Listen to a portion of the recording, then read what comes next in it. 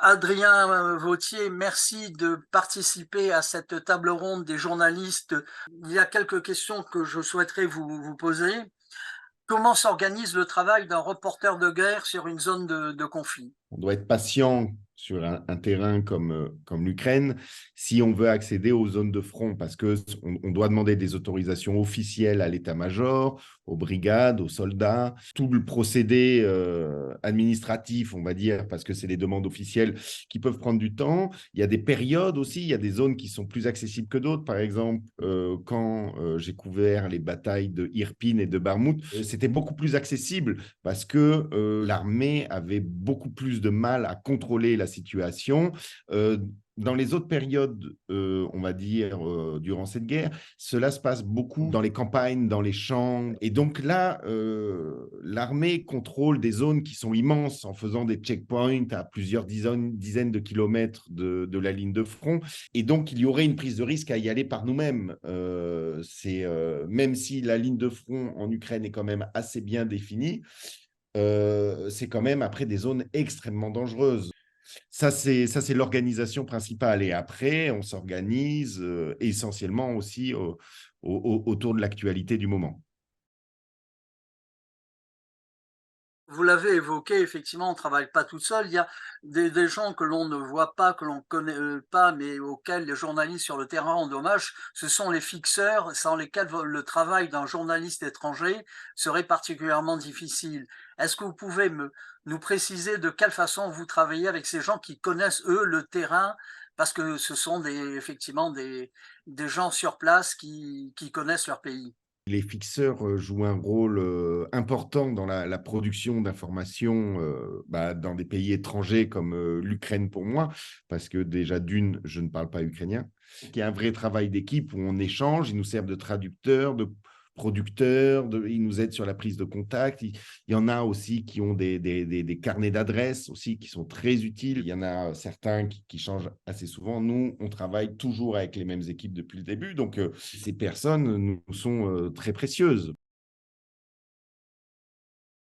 Pendant ce colloque, nous avons 6 grands clichés qui ont été pris par vous en Ukraine depuis le début de l'invasion de ce pays. Est-ce que vous pouvez nous les commenter? La première photo, c'était à Irpin, qui a été une des batailles principales pour la défense de la capitale, quand, dès les premiers jours, les Russes se sont arrêtés, on va dire, à quelques dizaines de kilomètres du centre-ville de Kiev, avec cette immense colonne de blindés, de camions et de soldats. Et il y a eu ce pont que les Ukrainiens ont dynamité pour ralentir, en fait, la progression. Je me situais en direction de Kiev et je lève les yeux et je vois ce soldat seul et avec un énorme nuage de fumée noire au-dessus de lui. La photo était là, en fait. Je n'avais vraiment rien à faire. Il y avait la lumière, il y avait le personnage, il y avait ce nuage de fumée, il y avait les destructions. Donc, ça a été ma première photo, on va dire, forte du conflit.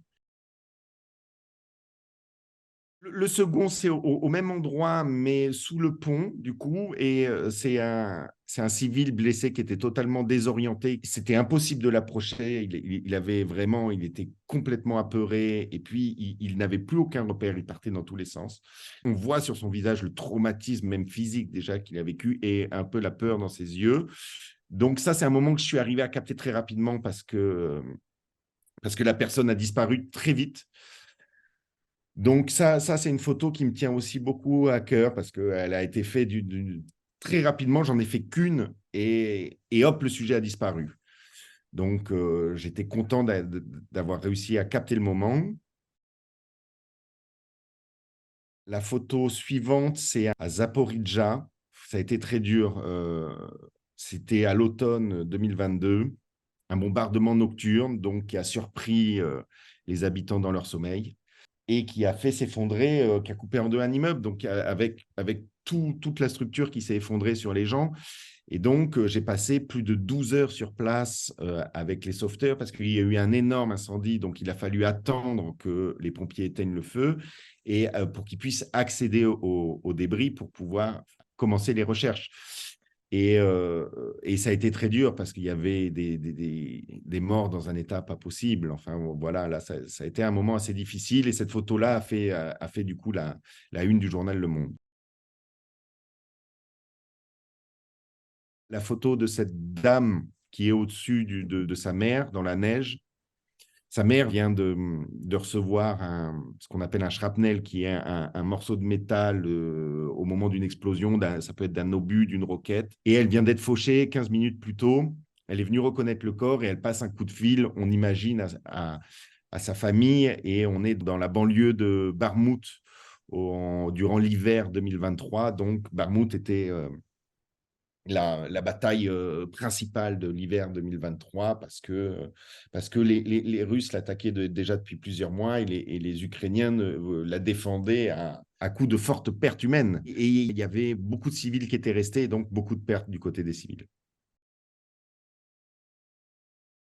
Celle qui suit, on est sur la ligne 0, toujours sur la bataille de Barmouth, mais là, on est à l'extérieur de la ville. Les Russes contrôlent la majorité de la ville, on est début mars 2023. Donc maintenant, il y a des positions de défense assez importantes qui se sont créées pour pas que les Russes avancent plus en direction de Kramatorsk.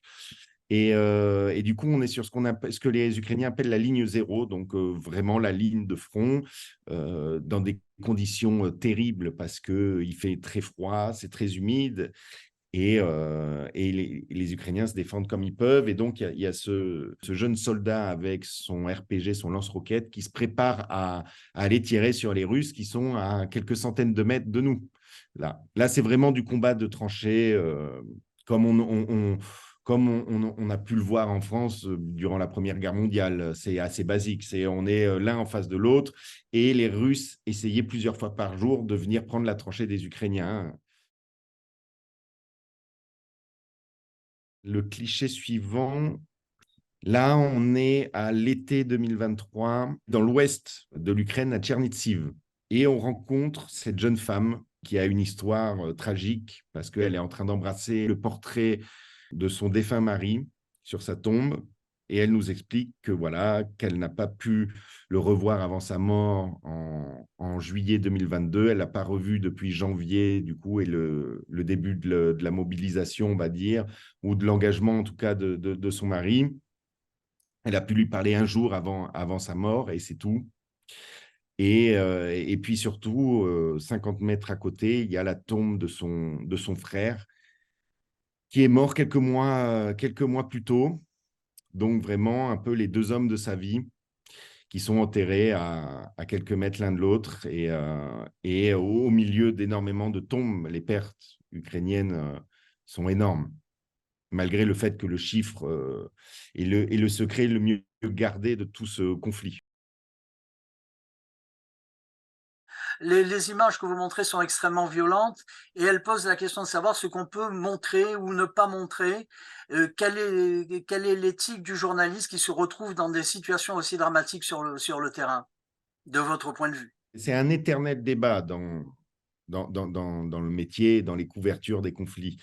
Il y a des gens qui sont pour tout montrer, il y en a certains qui sont pour rien montrer. Moi, on va dire que je me situe plutôt du camp de il faudrait tout montrer dans une certaine mesure. Les photos que je choisis de diffuser sont forcément violentes parce que cette guerre est extrêmement violente, mais comparé à ce que j'ai, on va dire, sur mes disques durs, elles sont encore soft comparées à certains clichés que je choisis de ne pas montrer parce que ça ne servirait à rien. Quand il y a de l'information malgré la violence, je pense qu'il est important de le montrer. Il y a une photo qu'on ne verra pas dans l'exposition, mais on en avait débattu avec le directeur de la photographie du journal Le Monde. C'était au moment de la libération de Liman dans le Donbass à l'automne 2022.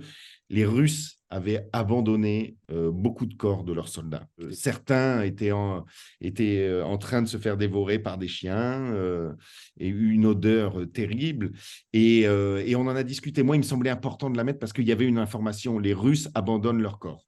Mais c'était très violent à voir. Peut-être qu'on ne va pas rentrer dans le détail. On va peut-être faire un pas en arrière pour être dans quelque chose, on va dire, de plus correct, en tout cas, de plus présentable. C'est assez complexe. Je pense que c'est propre à chaque journaliste. Merci à vous. Je vous en prie.